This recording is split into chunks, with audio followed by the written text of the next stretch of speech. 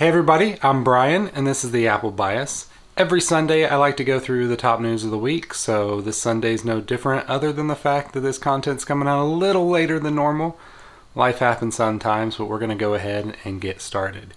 Top item for this week is another beta was released for watchOS, iOS, all the OSs with the Apple world. The main things with these betas that I am personally looking forward to, that I technically already have and have used because I am a developer, so sometimes I jump on the beta train, is face unlock with your Apple Watch.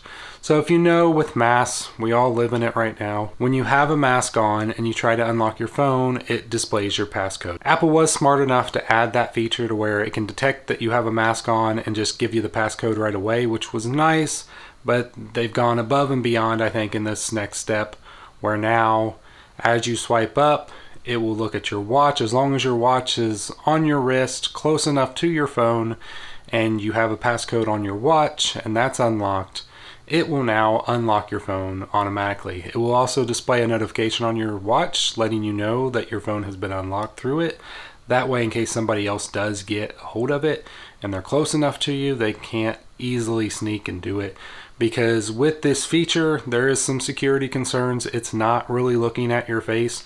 I have given it to my son and allowed him, with my watch really close, to swipe up with a mask on, and it did unlock the phone. So keep all that in mind, but it's really awesome in day-to-day life to use this feature. Just having that ability when you have a mask on to still swipe up and unlock your phone is amazing. I love the feature, and I'm sure most of you out there are going to love it as well. As of right now, Apple's saying spring before it's released. Most likely it'll be released after the event or right before the March event. If they wait till spring, that's, I believe, the 20th. Early rumors were saying the 16th, which others said that wasn't going to happen. Who knows if it's going to be a full-out event or not, but some kind of release of new hardware should be coming this month. And most likely, right after that or right before that, we'll see this update launch as well. Next on the list is kind of inevitable news. Some may find it sad, some probably just don't care. The iMac Pro is being discontinued. This device was created as kind of a stopgap for temporary purposes. I'm surprised it's still out anyway. I guess it hasn't been updated in a little while, but what the iMac Pro was is Apple was going to completely ditch the Mac Pro. People got mad and was complaining that the Mac Pro was not getting updated and yada yada yada because it went forever. So Apple did agree that they would release the Mac Pro again, but in the meantime, because that was going to take more time, they did a iMac Pro. And this was just a iMac that was space gray, that was super powerful and very expensive. It served its need while it was needed, but now we have the Mac Pro and now we have M1 coming out. So the new iMac that could be released sometime this year will most likely be even more powerful than the iMac Pro. It's time for it to go, so I believe Apple's still selling it for just a little bit longer maybe while supplies last, or at least other sources. You could still probably buy one if you really want one, but I would hold off because the new iMacs are going to be amazing. Next on the list is Men's Health magazine got kind of like a behind the stage virtual tour of the Fitness Plus studio. So it was just all article. I wish they could have had some video because I think I would have loved to have seen that.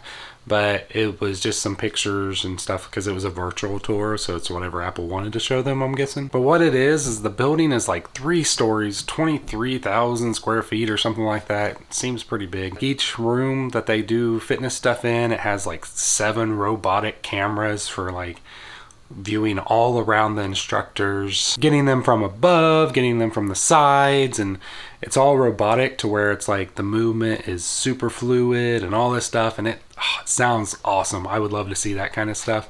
I didn't see any pictures of the actual cameras, but I think MKBHD may have a robotic camera himself. So just awesome stuff. You know, it's Apple. They obviously can spend the money on really cool tech to make these videos. They even have a whole room for like rehearsing, so they have like the equipment in there as well for the instructor to kind of rehearse, which is crazy and just cool that, you know, they have all this detail that they go through, because of course it's Apple. They're going to be as detailed as possible for this kind of stuff, and it just sounds amazing. There's like a 3-person team that work on the program from behind to control, like, I guess the cameras and flip them back and forth and audio levels and the sound and the music and all that stuff. I'd love to be on the behind the scenes team on this. I think it'd be really cool just to go see it would be awesome. But it sounds, I mean, Apple's definitely putting their money where their faith is, which is this whole fitness thing with COVID and everything. Gyms are hurting because people can't, and they don't feel safe getting out to them. So Fitness Plus is just like